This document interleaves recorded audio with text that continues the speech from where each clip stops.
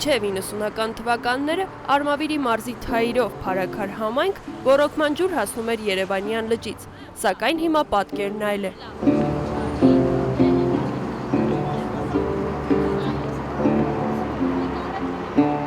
Ջուրը հասնում է փոքր չափաքանակով, իսկ ջրանցքում խցանումներ լինելու պատճառով գյուղացիներին ջուր չի հասնում, հասածն էլ պիտանի չէ ոռոգման համար։ Ամենը 400 մետր հողա չի կարում մշական գոնե կուտան համար ինքը պամիդոր բիբար մի բան օգտվես էլի չկա։ Երևանյան լճում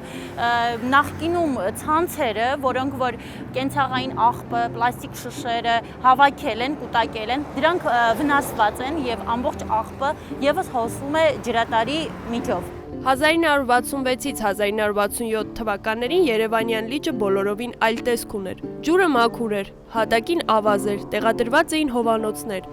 Ամեն ինչ արված էր, որպեսզի տարածքը իսկական լողափի նմանվեր։ Այժմ այնտեղից դուրս եկող ջուրը վտանգավոր է նույնիսկ ոռոգման համար։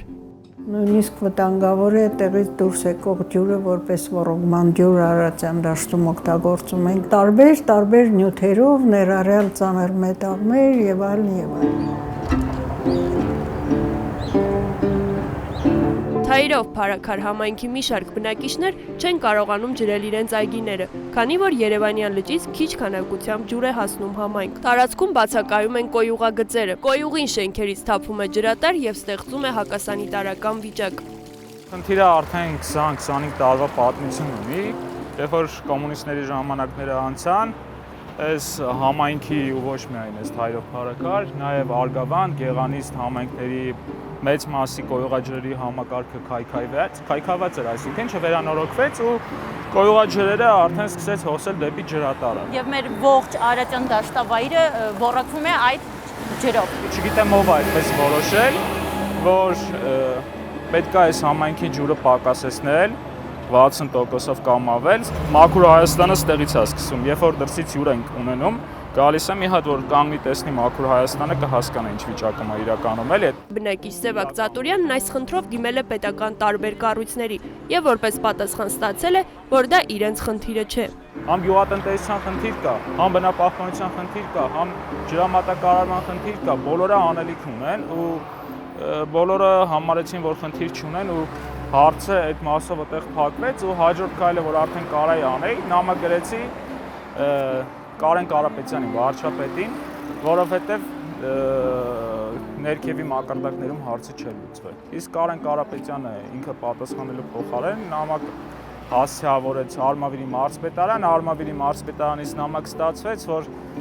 ծանոթացել ենք խնդրին ու պետք է իրենք վաղուց ծանոթ լինեին խնդրում 25 տարվա է, էլի ոչ թե իմ նամակից հետո եւ առաջարկությունների փաթեթ ենք ներկայացրել տարածքային կառավարման եւ զարգացման նախարարություն։ Դանիելյանը հիշում է, որ մի անգամ փորձ է արվել մաքրել Երևանյան լիճը, սակայն տեխնիկան չի դիմացել։ Պարզվեց, որ հսկայական ծավալով տիղմ է նստած եւ այդ տեխնիկան ուղղակի չկարողացավ աշխատել այդտեղ։ Միանգամից ընկնվեցին տիղմի մեջ։ Համայնք եկող ջրի մակարդակը 60%-ով նվազել է, այսինքն բաց թողնվող ջուրն արդեն Արգավանդում վերջանում է։ Իսկ այս հատվածում միայն կոյուղաջրերն է հասնում դաշտերին։ Համաճարակի բուն է էս, որտեղ էս խոլերայի աղբյուր կարա հանդիսանա, թե միջով այսօր տենց խնդիր չի եղել, այդ ուղղակի բախտները սա բերե։ Երևանյան լիճը տիղմից ազատելու համար հատուկ միջոցներ եւ տեխնիկա է հարկավոր։ Պետք է ուրեմն իզոլացնել լիճը,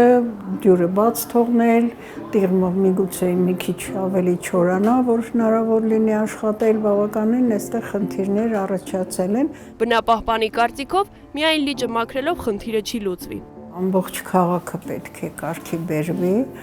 եւ թափոնների խնդիրն է, եւ Հրազդան գետի խնդիրն է եւ այլն։ Եթե այդ բոլորը իրականացվի, մաքրող կայանների խնդիրները կան, ծրագրերը կան, եթե իրոք իրականացվեն, ուրեմն մենք կհասնենք դրան։ Ջրի աղտոտվածությունից անցում կատարելով լճի շրջակա տարածք, ականատես ենք լինում աղբակույտերի։ Ամենուրեք երևում են պոլիէթիլենային տոպրակներ եւ պլաստիկ շշեր։ Աղբն էլ հոսելով հասնում է Արարատյան դաշտավայր։ Դանիելյանի խոսքով դա վկայում է էկոլոգիական մշակույթի բացակայության մասին։ Մեզանում էկոլոգիական մշակույթը չի ձևավորվում, մարդկանց մտածելակերպում ջուրը, ջրային ռեսուրսները որպես աղբատար են ընկալվում։ Վերջին տասնամյակում Երևանյան լիճը չի մաքրվել։ Արարատյան դաշտավայրից դուրս եկող գյուղմթերքի որակի ու անվտանգության համար Երևանյան լճի ջուրն իսկապես վտանգավոր է։